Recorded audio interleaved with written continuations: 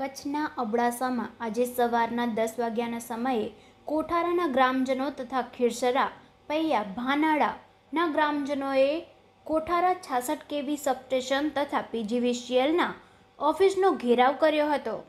છેલ્લા 10 દિવસથી દરરોજ 4 થી 5 કલાક વારંવાર કોઠારામાં વીજ પુરવઠો ખોરવાઈ જાય છે. આવી ગરમીમાં લોકો લાઇટ વગર કંટાળી જાય છે, જેથી કોઠારા ખીરસરાના ગ્રામજનોએ 66 કેવી સબસ્ટેશનમાં જઈને 66 કેવી લાઇન બંધ કરાવી હતી. 3 કલાક જેટલા સમય સુધી 66 કેવી કોઠારા લાઇન બંધ રહેતા સબસ્ટેશનમાં આવતા 52 જેટલા ગામો તથા વાડી વિસ્તાર બંધ રહ્યા હતા અને ગ્રામજનોએ 66 કેવી સબસ્ટેશન અને પીજીવીસીએલ ઓફિસને તાળાબંધી કરી હતી.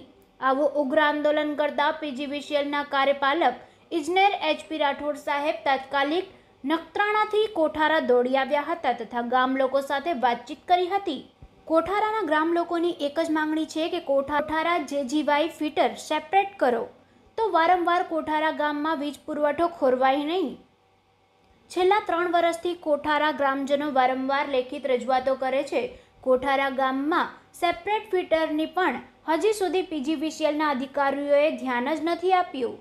કોઠારા JGY ફીટરમાં જંગલી બાવળની ઘણી ઝાકળીઓ હોવાથી વારંવાર કોઠારા ફીટરમાં વીજ પુરવઠો ખોરવાઈ જાય છે, જેથી કોઠારા ગામને સેપરેટ ફીટર મળે તો વીજ પુરવઠામાં વિક્ષેપ ન આવે.